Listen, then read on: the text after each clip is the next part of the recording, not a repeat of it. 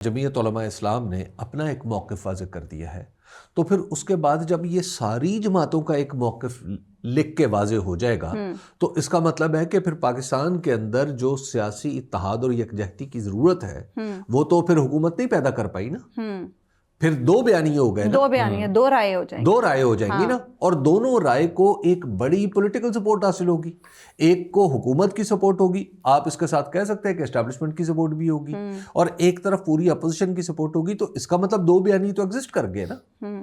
تو اس طرح کے نازک معاملے پہ جب آپ دو نیریٹیوز کے ساتھ بات کر رہے ہوں گے، آگے بڑھ رہے ہوں گے، تو آپ کا کیا ہوگا؟ آپ کو سب کو بیٹھنا پڑے گا۔ دیکھیے اگر وہاں پہ آپریشن بھی کرنا ہے تو آپریشن کے لیے آپ کو لوکل سپورٹ چاہیے، بالکل چاہیے ہوتی ہے بھائی لوکل سپورٹ۔ اگر وہاں پہ ایک پولیٹیکل اتنا طاقتور نیریٹو موجود ہو کہ جناب آپریشن نہیں ہونا چاہیے اور آپریشن ہو رہا ہو، فرض کیا خدا نخواستہ، میری تو رائے یہ ہے کہ نہ ہو، لیکن میں ایک مثالاً عرض کر رہا ہوں، تو پھر کیا ہوگا؟ باجو صاحب آپ خود سوچئے نا۔ نہیں بات آپ کی درست ہے، میں تو صرف کہہ رہا ہوں کہ ایک دفعہ وہ ٹرائی کر کے ان کو نہیں، دو پولیٹیکل نیریٹیوز نہیں چل سکتے ایک اتنے بڑے ایشو پہ۔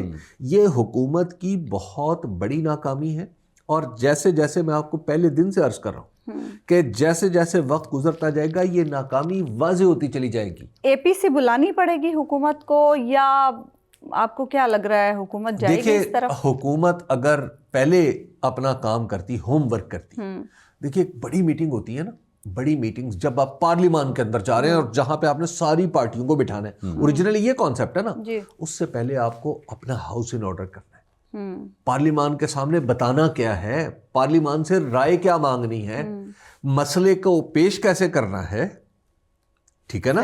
اب آپ ذرا دیکھیے مسئلہ پیش تو ہو گیا، مسئلہ پیش کیا ہو گیا بھائی؟ مسئلہ پیش ہو گیا کہ ایران اس میں کسی درجے میں ایران سے بھی تھوڑے سے شکوے ہیں، افغانستان سے بھی شکوے ہیں، اور اب بھارت سے بھی شکایت ہے کہ یہ ان تینوں ملکوں سے کسی نہ کسی طریقے سے یہ واقعات جڑے ہوئے، یہ ہے نا۔ اور پھر ہمارے ملک کے اندر جو صورتحال ہے وہ ہم سب کے سامنے ہے۔ اب اس مسئلے کو حل کیسے کرنا ہے؟ یہ جو تمام حال آپ بتا رہے ہیں یہ سافٹ سٹیٹس میں ہوتے ہیں، ہارڈ سٹیٹ میں ملٹری کورٹس ہوتی ہیں، اور ساتھ اس کے آپ کی ایجنسیز کو اور سویپنگ پاورز مل جائیں، اور پھر جو دہشت گرد ہیں انہیں مجھے راؤنڈ اپ کیا جائے اور قابو آ جائے گا۔ آپ اس طرف لے کے جا رہے ہیں جہاں پہ میں چاہ رہا تھا کہ نہ جائیں، کیونکہ گفتگو خشک ہو جاتی ہے۔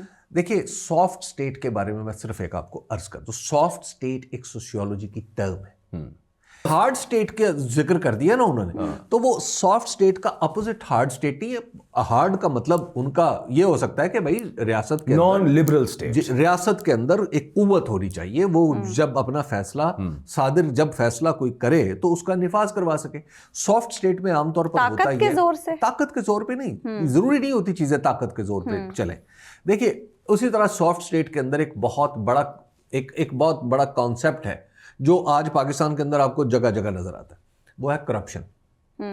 سافٹ سٹیٹ کا کانسیپٹ یہ ہے کہ پالیسی اینڈ امپلیمنٹیشن کے بیچ میں کرپشن ہوتی ہے۔ پالیسی ذرا اچھی بنتی ہے، جب وہ امپلیمنٹیشن کے لیول پہ آتی ہے، امپلیمنٹیشن سے پہلے کرپشن